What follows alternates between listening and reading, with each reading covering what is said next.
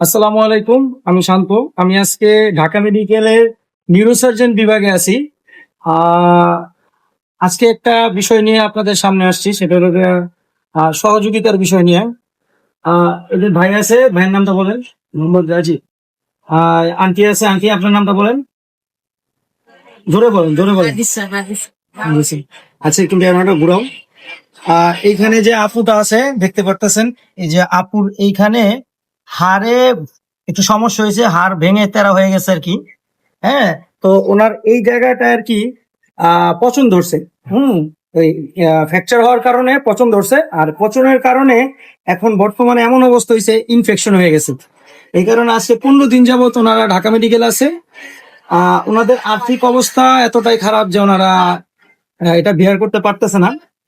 তো যার কারণে এই ভিডিওটা করা আমার। এই যে হলো মেয়েটির এক্স রে, হাড়ের ভিতরে যে এক্স রে আছে।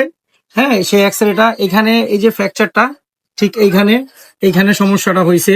এটা সমস্যাটা হওয়ার কারণে এই পুরো জায়গাটা ইনফেকশন হয়ে এখন পচে গেছে। হ্যাঁ, যার কারণে সে সোজা হয়ে দাঁড়াইতে পারে না, আর আর নিজে নিজে বসতেও পারে না, সবসময় শুয়ে থাকে, তেমন কথা বলতে পারে না। ওনারা ঢাকা 5-এর বাসিন্দা। ওনারা ঢাকা 5-এর 65 নং ওয়ার্ডে ভাড়া থাকে আর কি। আমিও ঢাকা 65 নং ওয়ার্ডেরই একজন বাসিন্দা। সেই সুবাদে যেহেতু ওনারা আমার বাড়ির পাশে থাকে, সেই কারণে ওনাদের যাতে সহযোগিতা হয় সেই জন্য আমরা আজকে এখানে আসছি।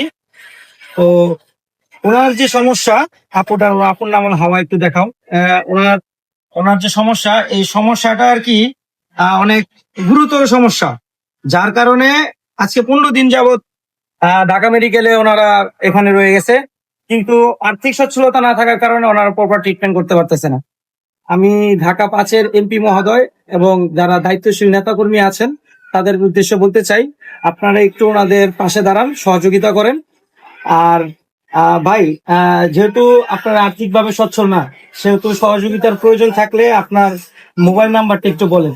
Mobile number 099301139।